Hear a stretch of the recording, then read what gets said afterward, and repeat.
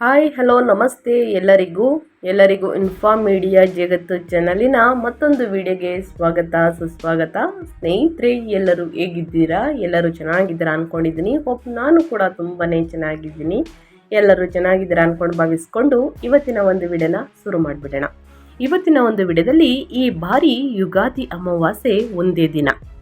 ಪಿತೃ ತರ್ಪಣ ಹಬ್ಬದ ಆಚರಣೆ ಮುಹೂರ್ತದ ಡೀಟೇಲ್ಸನ್ನು ತಿಳಿಸ್ಕೊಡ್ತೀನಿ. ಸಿಂಹ ರಾಶಿಯವರು ಈ ದಿನಾಂಕದಿಂದ ಏನೆಲ್ಲ ಅದೃಷ್ಟದ ಫಲಗಳನ್ನು ಗಳಿಸಲಿದ್ದೀರಿ, ಯಾವುದರ ಬಗ್ಗೆ ಮುಂದಿನ ದಿನಗಳಲ್ಲಿ ಎಚ್ಚರಿಕೆ ವಹಿಸಬೇಕು ಅನ್ನೋದನ್ನ ಒಟ್ಟಾರೆಯಾಗಿ ಸಿಂಹರಾಶಿಯವರ ಬಗ್ಗೆ ತಿಳಿಸ್ಕೊಡ್ತಾ ಹೋಗ್ತೀನಿ ಸ್ನೇಹಿತರೆ.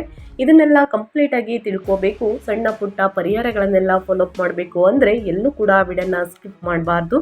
ಅಂದರೆ ವಿಡಿಯೋನ ಕಟ್ ಮಾಡಿ ಓಡಿಸ್ಕೊಂಡೋಗಿ ನೋಡಿದ್ರೆ ಫುಲ್ ಇನ್ಫಾರ್ಮೇಷನ್ ಅರ್ಥ ಆಗಲ್ಲ. ಸೊ ಹಾಗಾಗಿ ಎಲ್ಲ ವಿಡಿಯೋದಲ್ಲೂ ತಿಳಿಸ್ತಾ ಇರ್ತೀನಿ. ಮೊದಲಿಂದ ಕೊನೆ ತನಕ ವಿಡಿಯೋನ ವಾಚ್ ಮಾಡಿ. ವಿಡಿಯೋದಲ್ಲಿ ಒಳ್ಳೆ ಮಾಹಿತಿ ಸಿಕ್ಕಿದ್ದಲ್ಲಿ ತಪ್ಪದೆ ವಿಡಿಯೋಗೊಂದು ಲೈಕ್ ಕೊಟ್ಟು, ಇನ್ನೂ ನನ್ನ ಚಾನಲ್ನ ಸಬ್ಸ್ಕ್ರೈಬ್ ಮಾಡ್ಕೊಳ್ದೇ ನೋಡ್ತಿದ್ರೆ ಇನ್ಫಾರ್ಮ್ ಮೀಡಿಯಾಗೆ ಸಬ್ಸ್ಕ್ರೈಬ್ ಆಗಿ ನಿಮ್ಮ ಅಭಿಪ್ರಾಯಗಳನ್ನು ಕಮೆಂಟ್ ಬಾಕ್ಸಲ್ಲಿ ತಿಳಿಸಬಹುದು. ಯಾರೆಲ್ಲ ಸಬ್ಸ್ಕ್ರೈಬ್ ಮಾಡಿಕೊಂಡು ಪ್ರತಿನಿತ್ಯ ವಿಡಿಯೋ ವಾಚ್ ಮಾಡ್ತಾ ಇದ್ದೀರಾ ಅಂಥವರಿಗೆ ಥ್ಯಾಂಕ್ ಯು ಸೋ ಮಚ್ ಅಂತ ಹೇಳ್ತಾ ವಿಡಿಯೋದ ಕಡೆ ಗಮನ ಕೊಡ್ತಾ ಹೋಗೋಣ ಸ್ನೇಹಿತರೆ. 2026 ಯುಗಾದಿ ಹಬ್ಬವು ಮಾರ್ಚ್ 19ರಂದು ಅಮಾವಾಸ್ಯೆಯೊಂದಿಗೆ ಬಂದಿದೆ. ಈ ಅಪರೂಪದ ದಿನದಂದು ಸೂರ್ಯೋದಯದ ತಿಥಿಯ ಆಧಾರದ ಮೇಲೆ ಆಚರಣೆಗಳನ್ನು ವಿಂಗಡಿಸಲಾಗಿದೆ. ಪಿತೃ ಕಾರ್ಯಗಳನ್ನು ಬೆಳಿಗ್ಗೆ ಮುಗಿಸಿ ನಂತರ ಯುಗಾದಿ ಸಂಭ್ರಮವನ್ನು ಆಚರಿಸುವ ಬಗ್ಗೆ ಮಾಹಿತಿಯನ್ನು ತಿಳಿಸ್ಕೊಡ್ತಾ ಹೋಗ್ತೀನಿ. ಹೊಸ ವರ್ಷಕ್ಕೆ ಮುನ್ನಡಿ ಅಂತಲೇ ಹೇಳಬಹುದು. ಹೊಸ ವರ್ಷಕ್ಕೆ ಮುನ್ನಡಿ ಇರುವ ಯುಗಾದಿ ಹಬ್ಬಕ್ಕೆ ಇನ್ನೇನೆ ಕೆಲವೇ ದಿನಗಳು ಬಾಕಿ ಇವೆ. ಇದೇ 19ರಂದು ಯುಗಾದಿಯ ಸಂಭ್ರಮ. ಯುಗಾದಿ ಹಬ್ಬವು ಚೈತ್ರ ಮಾಸದ ಶುಕ್ಲ ಪಕ್ಷದ ಪಾಂಡ್ಯದಂದು ಆಚರಿಸಲಾಗುವಂತಹ ಇಂದು ಹೊಸ ವರ್ಷವಾಗಿದೆ ಸ್ನೇಹಿತರೆ. ಸೊ ಹಾಗಾಗಿ ಸಾಕಷ್ಟು ಅದೃಷ್ಟವನ್ನು ನೋಡಲಿದ್ದೀರಿ. ಯಾವುದರ ಬಗ್ಗೆ ಎಚ್ಚರಿಕೆ ವಹಿಸಬೇಕು ಅನ್ನೋದನ್ನು ಕೂಡ ತಿಳಿಸ್ಕೊಡ್ತಾ ಹೋಗ್ತೀನಿ. ಯುಗಾದಿ ಅಮಾವಾಸ್ಯೆಯ ದಿನ ಒಂದೇ ದಿನ ಅಂತಲೇ ಹೇಳಬಹುದು. ಆದರೆ ಈ ಬಾರಿ ಇದೇ ದಿನ ಅಮಾವಾಸ್ಯೆಯು ಬಂದಿದೆ. ಯುಗಾದಿಯ ಸಂಭ್ರಮದ ಜೊತೆ ಅಮಾವಾಸ್ಯೆಯು ಕೂಡ ಸೇರಿಕೊಂಡಿರುವುದು ಅಪರೂಪವೇ. ಫಾಲ್ಗುಣ ಮಾಸದ ಕೊನೆಯ ದಿನ ಅಮಾವಾಸ್ಯೆ ಸ್ನೇಹಿತರೆ. ನಂತರದ ಚೈತ್ರ ಮಾಸದ ಮೊದಲ ದಿನ ಯುಗಾದಿ. ಪಾಂಡಮಿ ಈ ಬಾರಿಯು ವಿಶೇಷವಾಗಿದೆ ಅಂತಲೇ ಹೇಳಬಹುದು. ಯಾಕಂದರೆ ಹೀಗೆ ಎರಡು ಒಟ್ಟಿಗೆ ಬಂದರೆ, ಅಂದರೆ ಹಬ್ಬ ಮತ್ತು ಹುಣ್ಣಿಮೆ ಅಮಾವಾಸ್ಯೆ ಈ ಎರಡು ಒಟ್ಟಿಗೆ ಬಂದರೆ ಸಾಮಾನ್ಯವಾಗಿ ಅಮಾವಾಸ್ಯೆಯೆಂದೇ ಪಿತೃ ತರ್ಪಣವನ್ನು ನೀಡಿ ಮರುದಿನ ಪಾಂಡಮಿಯೆಂದು ಬೇವು ಬೆಲ್ಲವನ್ನು ಸೇವಿಸಿ ಹೊಸ ವರ್ಷವನ್ನು ಆಚರಿಸಲಾಗುವುದು. ಅದೇ ರೀತಿ ಸ್ನೇಹಿತರೆ, ಸೂರ್ಯೋದಯದ ತಿಥಿ ಆಗಿದ್ದರೆ ಈ ಬಾರಿ ಇದರ ಮುಹೂರ್ತ ಯಾವುದು ಎಂದು ನೋಡುವುದಾದರೆ, ಸಾಮಾನ್ಯವಾಗಿ ಸೂರ್ಯೋದಯದ ಸಮಯದಲ್ಲಿ ಯಾವ ತಿಥಿ ಇರುತ್ತದೆಯೋ ಅದನ್ನೇ ಮುಖ್ಯ ತಿಥಿ ಎಂದು ಕರೆಯುತ್ತಾರೆ. ಸೂರ್ಯೋದಯದ ಸಮಯದ ತಿಥಿಯು ಮುಖ್ಯವಾಗಿರುವುದರಿಂದ 2026ರ ಯುಗಾದಿ ಆಚರಣೆಯು ಮಾರ್ಚ್ 19ರಂದು ಬರುವ ಸಾಧ್ಯತೆ ಇದೆ ಎಂದು ಹೇಳಲಾಗಿದೆ. ಯಾವುದಕ್ಕೆ ಯಾವುದು ಮುಹೂರ್ತ ಎಂದರೆ, ಇದೇ ಕಾರಣಕ್ಕೆ ಮಾರ್ಚ್ 18ನೇ ಸಂಜೆಯಿಂದ ಮತ್ತು 19ನೇ ತಾರೀಕಿನ ಬೆಳಿಗ್ಗೆ 6:30ರ ಒಳಗೆ ಅಮಾವಾಸ್ಯೆಯ ಪಿತೃ ಕಾರ್ಯಗಳನ್ನೆಲ್ಲ ಮುಗಿಸಿಕೊಳ್ಬೇಕು. 6:54ರ ಬಳಿಕ ಸಂಪೂರ್ಣವಾಗಿ ಯುಗಾದಿ ಹಬ್ಬದ ಆಚರಣೆ, ಪೂಜೆ, ಪಂಚಾಂಗದ ಶ್ರಾವಣ ಎಲ್ಲವನ್ನೂ ಕೂಡ ಸ್ನೇಹಿತರೆ ಮಾಡಬಹುದಾಗಿದೆ. ಸೊ ಆ ಕಾರಣ ಸಾಕಷ್ಟು ಜನರು ಟೈಮಿಂಗ್ಸನ್ನು ಕೇಳ್ತಿದ್ರೆ, ನಾವು ಯಾವುದರ ಸಮಯದಲ್ಲಿ ಪಿತೃ ತರ್ಪಣವನ್ನು ನೀಡಬೇಕು, ಪಿಂಡದಾನ ಮಾಡಬೇಕು, ದಾನ ಧರ್ಮಗಳನ್ನು ಮಾಡಬೇಕು ಅನ್ನೋದನ್ನ ಕೇಳ್ತಿರ್ತಾರೆ. ಸೊ ಅಂಥವರಿಗೆ ಈ ಟೈಮಿಂಗ್ಸ್ ಅಂತಲೇ ಹೇಳಬಹುದು. ಇನ್ನು ದಾನ ಧರ್ಮಕ್ಕೆ ಅಮಾವಾಸ್ಯೆ ಅನುಕೂಲಕರ ಅಂತ ಕೇಳಿದರೆ ಖಂಡಿತವಾಗಿಯೂ ಅನುಕೂಲ. ಯುಗಾದಿ ಹಬ್ಬದ ಹಿಂದಿನ ದಿನವೂ ಅಮಾವಾಸ್ಯೆಯಾಗಿರುವುದರಿಂದ ಈ ದಿನದ ಹೆಚ್ಚಿನ ದಾನ ಧರ್ಮ, ಪಿಂಡದಾನ ಮತ್ತು ತರ್ಪಣ ಕಾರ್ಯಗಳನ್ನು ಮಾಡಲಾಗುತ್ತದೆ. ನಂತರ ಮರುದಿನ ಯುಗಾದಿ ಆಚರಣೆಗಳನ್ನು ನಡೆಸಲಾಗುತ್ತದೆ ಸ್ನೇಹಿತರೆ. ಸೊ ಹಾಗಾಗಿ ಪ್ರತಿಯೊಬ್ಬರು ಯಾರೆಲ್ಲ ಪೂಜೆ ಪುನಸ್ಕಾರಗಳನ್ನು ಮಾಡಬೇಕು ಅಂದ್ಕೊಂಡಿದ್ದೀರಾ ಅಚ್ಚುಕಟ್ಟಾಗಿ ಮಾಡಿ, ದಾನ ಧರ್ಮಗಳನ್ನು ಮಾಡಿ. ಸಿಹಿ ಕಹಿ ಎರಡೂ ಕೂಡ ಜೀವನದಲ್ಲಿ ಇದ್ದೇ ಇರುತ್ತದೆ ಸ್ನೇಹಿತರೆ. ಮುಂದಿನ ದಿನಗಳಲ್ಲಿ ಸ್ವಲ್ಪ ಸಿಹಿ ಇರಲಿ ನಿಮ್ಮ ಜೀವನದಲ್ಲಿ, ಕಹಿ ಸ್ವಲ್ಪ ಕಡಿಮೆ ಇರಲಿ ಅಂತ ಹೇಳ್ತಾ, ಸಿಂಹರಾಶಿಯವರು ವ್ಯಾಪಾರ ವ್ಯವಹಾರದಲ್ಲಿ, ಹಣಕಾಸಿನಲ್ಲಿ, ವೃತ್ತಿ ಜೀವನದಲ್ಲಿ, ಉದ್ಯೋಗದಲ್ಲಿ ಏನೆಲ್ಲ ಬದಲಾವಣೆಯನ್ನು ನೋಡಲಿದ್ದೀರಿ, ಯಾವುದರ ಬಗ್ಗೆ ಮುನ್ನೆಚ್ಚರಿಕೆಗಳನ್ನು ತೆಗೆದುಕೊಳ್ಬೇಕು ಅನ್ನೋದನ್ನ ನೋಡ್ತಾ ಹೋಗೋಣ. ಸಿಂಹರಾಶಿಯವರಿಗೆ ಒಟ್ಟಾರೆಯಾಗಿ ಹೇಳಬೇಕು ಅಂದರೆ ಮಾರ್ಚ್ ದ್ವಿತೀಯಾರ್ಧದಿಂದ ಸಾಕಷ್ಟು ಬದಲಾವಣೆ ಅಂತಲೇ ಹೇಳ್ಬೋದು. 19ನೇ ತಾರೀಕಿಂದ ಸ್ನೇಹಿತರೆ ಸಾಕಷ್ಟು ಬದಲಾವಣೆ. ಗ್ರಹಗಳ ಸಂಚಾರ ಮತ್ತು ಗ್ರಹಗಳ ಸ್ಥಾನ ಬದಲಾವಣೆಯಿಂದ ಸಿಂಹ ರಾಶಿಯವರು ಒಂದಲ್ಲ ಒಂದು ರೀತಿಯಲ್ಲಿ ಬದಲಾವಣೆಗಳು ಕಂಡುಬರಲಿದೆ ಸ್ನೇಹಿತರೆ. ಒಟ್ಟಾರೆಯಾಗಿ ಹೇಳಬೇಕು ಅಂತಂದರೆ ಮಾರ್ಚ್ 15ನೇ ತಾರೀಕು ಗ್ರಹಗಳ ಸಂಚಾರ ಹೇಗಿರಲಿದೆ ಅಂತಂದರೆ, ಸೂರ್ಯ 15ನೇ ತಾರೀಕು ಪ್ರವೇಶವನ್ನು ಮಾಡಲಿದೆ, ಸಂಚಾರವನ್ನು ಮಾಡಲಿದೆ. ಇದು ಸಿಂಹ ರಾಶಿಯವರಿಗೆ ಸಾಕಷ್ಟು ಬದಲಾವಣೆ ಅಂತಲೇ ಹೇಳ್ಬೋದು. ಒಟ್ಟಾರೆಯಾಗಿ ಹೇಳಬೇಕು ಅಂದರೆ ಸಂಬಂಧಗಳು ಮತ್ತು ಆರೋಗ್ಯಕ್ಕೆ ಒಂದು ಪರೀಕ್ಷೆಯ ಕಾಲವಾಗಿರುತ್ತದೆ. ಮಾರ್ಚ್ 2026 ಸಿಂಹ ರಾಶಿಯವರಿಗೆ ಸವಾಲು ಮತ್ತು ಲಾಭಗಳ ಮಿಶ್ರಣವಾಗಿದೆ. ನಿಮ್ಮ ಲಾಭದ ಸ್ಥಾನದಲ್ಲಿ 11ನೇ ಮನೆಯಲ್ಲಿ ಗುರುಗ್ರಹದಿಂದ ರಕ್ಷಿಸಲ್ಪಟ್ಟಿದ್ದು, ಆರ್ಥಿಕ ಅರಿವು ಚೆನ್ನಾಗಿದ್ದರೂ ಕೂಡ ನಿಮ್ಮ ಸಂಬಂಧಗಳ ಮನೆ 7ನೇ ಮನೆ ಆರೋಗ್ಯದ ಮನೆ ಅಂತಲೇ ಹೇಳ್ಬೋದು. 8ನೇ ಮನೆಗಳ ಗ್ರಹಗಳ ತೀವ್ರ ಪ್ರಭಾವಕ್ಕೆ ಒಳಗಾಗಿವೆ. 7ನೇ ಮನೆಯಲ್ಲಿ ಮಂಗಳ ಮತ್ತು ರಾಹು ಸಂಯೋಜನೆಯು ಪಾಲುದಾರಿಕೆಯಲ್ಲಿ ಅಸ್ಥಿರತೆ ತರಬಹುದು. ಸಂಗಾತಿಯು ಆಕ್ರಮಣಕಾರಿಯಾಗಿ ವರ್ತಿಸುತ್ತಿದ್ದಾರೆ ಎಂದು ನಿಮಗೆ ಅನಿಸಬಹುದು. ಜೊತೆಗೆ ನಿಮ್ಮ ರಾಶಿಯ ಅಧಿಪತಿ ಸೂರ್ಯನ ಸಂಚಾರ ಅಂದರೆ 15ನೇ ತಾರೀಕು ಕಠಿಣವಾದ 8ನೇ ಮನೆಗೆ ಪ್ರವೇಶಿಸಿ ಶನಿಯೊಂದಿಗೆ ಸೇರುತ್ತಾರೆ. ಅಪ್ಪ ಮಗ ಶನಿಯೊಂದಿಗೆ ಅಂತಂದರೆ ಸ್ನೇಹಿತರೆ, ಮಾರ್ಚ್ 15ರಂದು ಕಠಿಣವಾದ 8ನೇ ಮನೆಗೆ ಪ್ರವೇಶಿಸಿ ಶನಿಯೊಂದಿಗೆ ಸೇರುತ್ತಾರೆ. ಇದು ಕೆಲಸದ ವೇಗ ತಗ್ಗಿಸಿ ಆರೋಗ್ಯದ ಕಡೆಗೆ ಗಮನ ಹರಿಸುವಂತೆ ಸೂಚಿಸುತ್ತದೆ. ಈ ತಿಂಗಳು ಬದುಕುಳಿಯುವಿಕೆಗೆ ಮತ್ತು ತಂತ್ರಗಾರಿಕೆಗೆ ಪ್ರಾಮುಖ್ಯತೆಯನ್ನು ನೀಡಿ ಸ್ನೇಹಿತರೆ.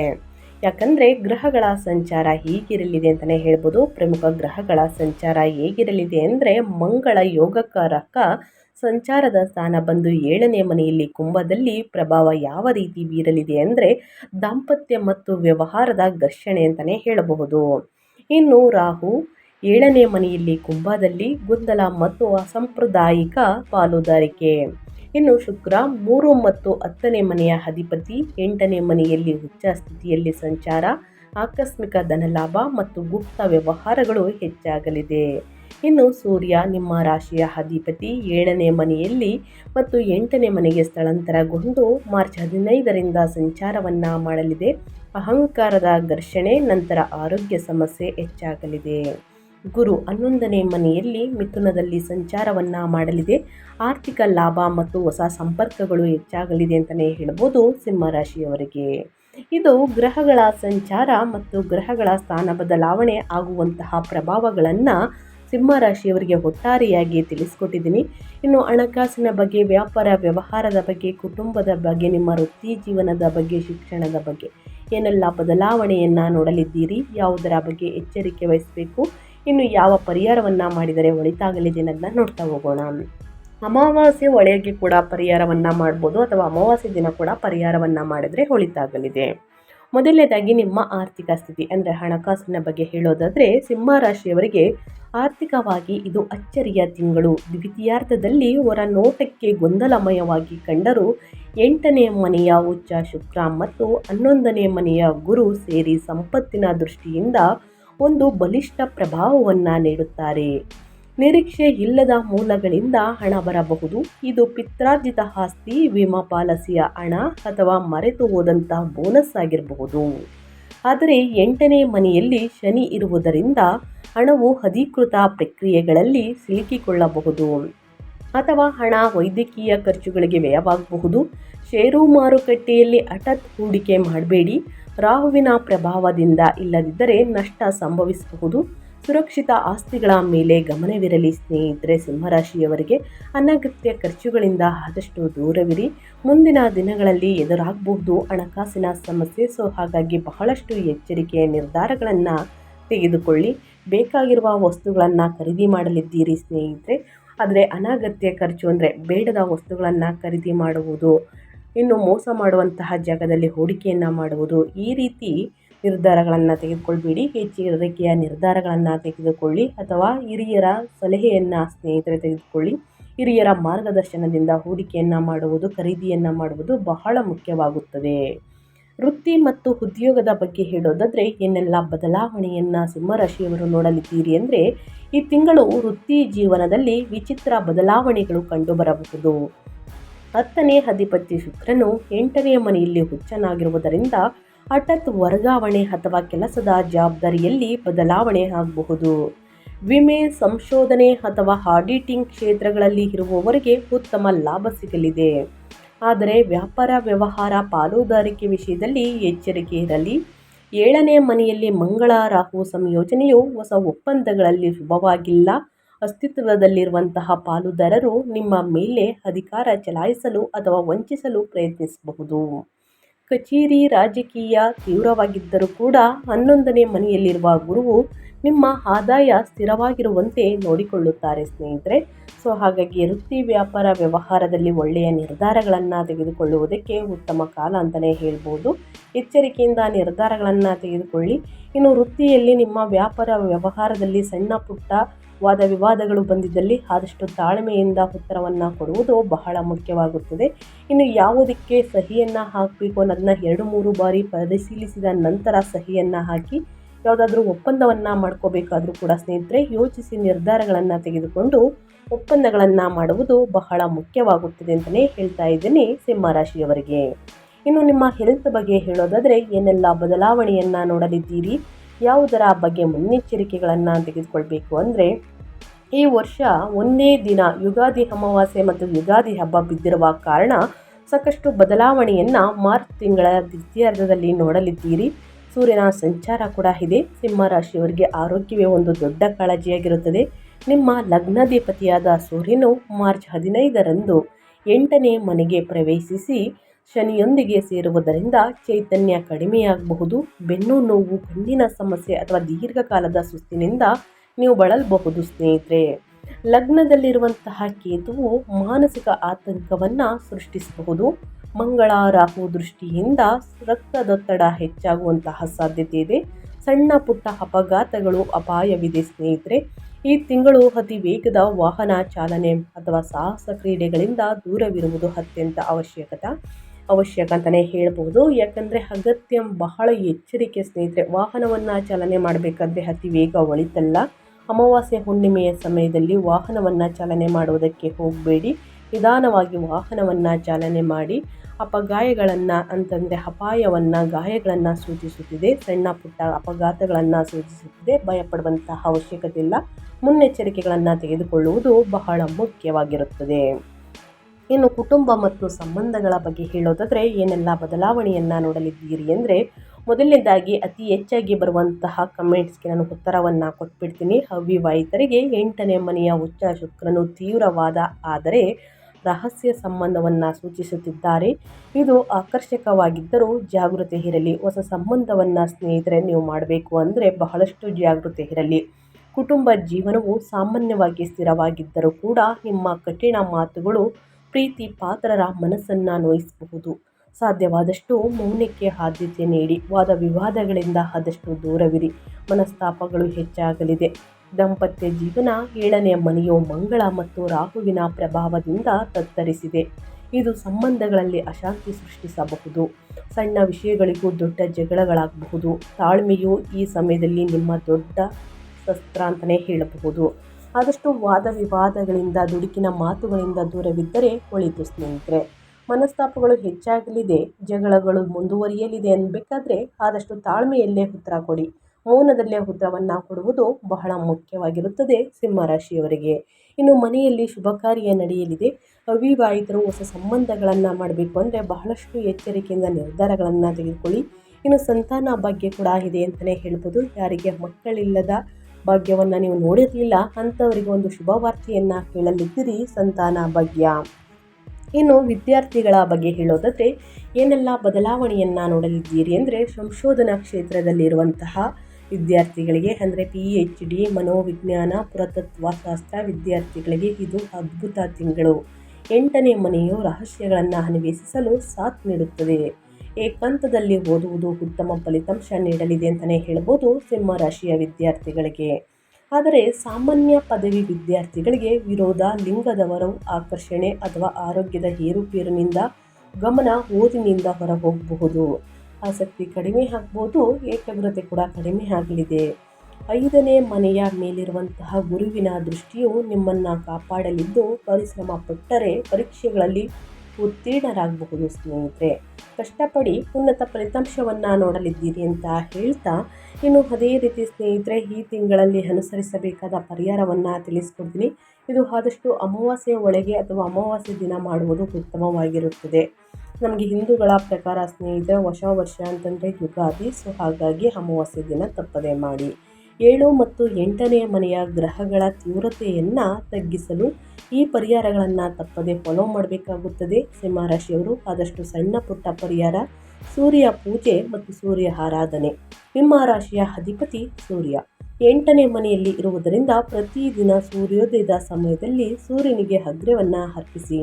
ಓಂ ಸೂರ್ಯಾಯ ನಮಃ ಎಂಬ ಮಂತ್ರವನ್ನು ಜಪಿಸಿ ಅಥವಾ ಆದಿತ್ಯ ಹೃದಯ ಸ್ತೋತ್ರವನ್ನು ಹೇಳುವುದರಿಂದ ನೀರಿನಲ್ಲಿ ಕುಂಕುಮವನ್ನು ಮಿಶ್ರಣ ಮಾಡಿ ಅಗ್ರವನ್ನು ನೀಡಿ ಸ್ನೇಹಿತರೆ. ಅಗ್ರವನ್ನು ನೀಡುವುದರಿಂದ ವ್ಯಾಪಾರ ವ್ಯವಹಾರದಲ್ಲಿ ಅಭಿವೃದ್ಧಿಯನ್ನು ನೋಡಲಿದ್ದೀರಿ. ಸಮಸ್ಯೆಗಳು ಕ್ರಮೇಣವಾಗಿ ಕಡಿಮೆಯಾಗಲಿದೆ. ಇನ್ನು ಹನುಮಾನ್ ಚಾಲಿಸ: ದಾಂಪತ್ಯದ ಮನೆಯಲ್ಲಿರುವಂತಹ ಮಂಗಳ ರಾಹುವನ್ನು ಶಾಂತಗೊಳಿಸಲು ಮಂಗಳವಾರ ಮತ್ತು ಶನಿವಾರ ಹನುಮಾನ್ ಚಾಲಿಸವನ್ನು ಪಠಿಸಿ ಒಳಿತಾಗಲಿದೆ. ವಿದ್ಯಾರ್ಥಿಗಳಿಗೂ ಕೂಡ ಏಕಾಗ್ರತೆ ಹೆಚ್ಚಾಗಲಿದೆ ಅಂತಲೇ ಹೇಳಬಹುದು. ಇನ್ನು ದಾನ: ಶನಿವಾರದಂದು ಎಳ್ಳು ಅಥವಾ ಸಾಸಿವೆ ಎಣ್ಣೆಯನ್ನು ಬಡವರಿಗೆ ನಿರ್ಗತಿಕರಿಗೆ ದಾನ ಮಾಡಿ. ಇದು 8ನೇ ಮನೆಯ ಶನಿಯ ಪ್ರಭಾವದಿಂದ ಉಂಟಾಗುವ ಆಕಸ್ಮಿಕಗಳನ್ನು ತಪ್ಪಿಸುತ್ತದೆ. ಎಷ್ಟು ಜನರಿಗೆ ಅಂತ ಕೇಳಿದ್ದೀರಾ? ದಾನ ಧರ್ಮಗಳನ್ನು ಎಷ್ಟು ಜನಕ್ಕೆ ನಿಮಗೆ ಕೈಯಲ್ಲಾದಷ್ಟು 5 ಜನರಿಗೆ, 9 ಜನರಿಗೆ, 12 ಜನರಿಗೆ, ನಿಮ್ಮ ಕೈಯಲ್ಲಾದಷ್ಟು ಜನರಿಗೆ ಸಹಾಯವನ್ನು ಮಾಡುವುದು ಉತ್ತಮ ರಿಸಲ್ಟ್ ಸಿಗಲಿದೆ. ಇನ್ನು ಮೌನ ವ್ರತ: ಸಂಗಾತಿಯೊಂದಿಗೆ ಮತ್ತು ಕುಟುಂಬದಲ್ಲಿ ಸ್ನೇಹಿತರೆ ಮಾತನಾಡುವಾಗ 10 ಬಾರಿ ಯೋಚಿಸಿ ಮಾತನಾಡಿ. ದುಡುಕಿನ ಮಾತುಗಳು ಸ್ನೇಹಿತರೆ ಒಳಿತಲ್ಲ. ಈ ತಿಂಗಳು ಪ್ರತಿಕ್ರಿಯೆ ನೀಡದಿರುವುದೇ ಉತ್ತಮ ಜಾಣ್ಮೆ ಅಂತ ಹೇಳ್ತಿದ್ದೀನಿ. ಸೊ ಹಾಗಾಗಿ ಯಾವುದೇ ಮಾತುಗಳನ್ನು ಆಡಬೇಕಾದ್ರೆ ಬಹಳಷ್ಟು ಎಚ್ಚರಿಕೆ ವಹಿಸಿ. ಈ ಸಣ್ಣ ಪುಟ್ಟ ಪರಿಹಾರಗಳನ್ನು ಸಿಂಹರಾಶಿಯವರು ತಪ್ಪದೇ ಮಾಡಿ. ಒಳ್ಳೆಯ ರಿಸಲ್ಟ್ ಸಿಗಲಿದೆ. ಸಕಾರಾತ್ಮಕ ಪಾಸಿಟಿವ್ ವೈಬ್ಸನ್ನು ನೀವು ನೋಡಲಿದ್ದೀರಿ ಅಂತಲೇ ಹೇಳಬಹುದು. ಈ ಸಣ್ಣ ಪುಟ್ಟ ಪರಿಹಾರಗಳನ್ನು ಮಾಡಿ ಅಂತ ಹೇಳ್ತಾ ನಾನು ವಿಡಿಯೋನ ಎಂಡ್ ಮಾಡ್ತಾ ಇದ್ದೀನಿ. ದಯವಿಟ್ಟು ಸಿಂಹರಾಶಿಯಾಗಿ ಈ ವಿಡಿಯೋ ಯೂಸ್ಫುಲ್ ಅನಿಸಿದ್ದಲ್ಲಿ, ಒಳ್ಳೆಯ ಮಾಹಿತಿ ಸಿಕ್ಕಿದ್ದಲ್ಲಿ ವಿಡಿಯೋಗೆ ಇನ್ನೂ ಲೈಕ್ ಮಾಡ್ತಾನೆ ನೋಡ್ತಿದ್ರೆ ದಯವಿಟ್ಟು ಲೈಕ್ ಮಾಡಿ. ಸಬ್ಸ್ಕ್ರೈಬ್ ಆಗಿಲ್ಲ ಅಂದರೆ ಇನ್ಫಾರ್ಮ್ ಮೀಡಿಯಾಗೆ ಸಬ್ಸ್ಕ್ರೈಬ್ ಆಗಿ. ನಿಮ್ಮ ಅಭಿಪ್ರಾಯವನ್ನು ಕಮೆಂಟ್ ಬಾಕ್ಸಲ್ಲಿ ತಿಳಿಸಬಹುದು. ಓಂ ನಮಃ ಶಿವಾಯ, ಓಂ ನಮಃ ಶನೇಶ್ವರಾಯ ನಮಃ ಅಂತ ಕಮೆಂಟ್ ಮಾಡಿ. ಶನಿದೇವರ ಅನುಗ್ರಹದಿಂದ, ಶಿವನ ಅನುಗ್ರಹದಿಂದ ನಿಮ್ಮ ಜೀವನದಲ್ಲಿರುವಂತಹ ಕಷ್ಟಗಳು, ಸಮಸ್ಯೆಗಳು, ಅಡಚಣೆಗಳು ಎಲ್ಲವೂ ಕೂಡ ಸಂಪೂರ್ಣವಾಗಿ ನಿವಾರಣೆಯಾಗಲಿ ಅಂತ ಕೇಳ್ಕೊತಾ 2026ರಲ್ಲಿ ಆಚರಿಸುವಂತಹ ಯುಗಾದಿ ಹಬ್ಬದಲ್ಲಿ ಸ್ನೇಹಿತರೆ ನಿಮ್ಮ ಜೀವನದಲ್ಲಿ ಸ್ವಲ್ಪ ಸಿಹಿಯೇ ಜಾಸ್ತಿ ತುಂಬಿರಲಿ, ಕಹಿ ಸ್ವಲ್ಪ ಕಡಿಮೆ ಇರಲಿ. ಜೀವನ ಅಂದಮೇಲೆ ಸಿಹಿ ಕಹಿ ಎರಡೂ ಇರುತ್ತದೆ ಸ್ನೇಹಿತರೆ. ನಿಮ್ಮ ಜೀವನದಲ್ಲಿ ಸ್ವಲ್ಪ ಸಿಹಿ ಇರಲಿ ನಮ್ಮ ಕಡೆಯಿಂದ ಅಂತ ಕೇಳ್ಕೊತಾ ಒಳಿತಾಗಲಿ. ಎಲ್ಲರಿಗೂ ಕೂಡ ಯುಗಾದಿ ಹಬ್ಬದ ಶುಭಾಶಯಗಳು ಅಂತ ಹೇಳ್ತಾ ಮತ್ತೊಂದು ವಿಡಿಯೋ ಜೊತೆ ಮತ್ತೊಂದು ಹೊಸ ಭವಿಷ್ಯದಲ್ಲಿ ಹೊಸ ಅಪ್ಡೇಟಲ್ಲಿ ಸಿಗ್ತೀನಿ. Thank you for watching.